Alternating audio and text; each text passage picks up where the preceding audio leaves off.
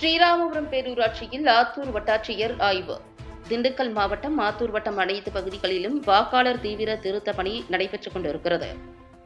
இந்நிலையில் ஸ்ரீராமபுரம் பேரூராட்சியில் வாக்காளர் திருத்த பணிகள் குறித்து ஆத்தூர் வட்டாட்சியர் முத்துமுருகன் நேரில் சென்று ஆய்வு மேற்கொண்டார்.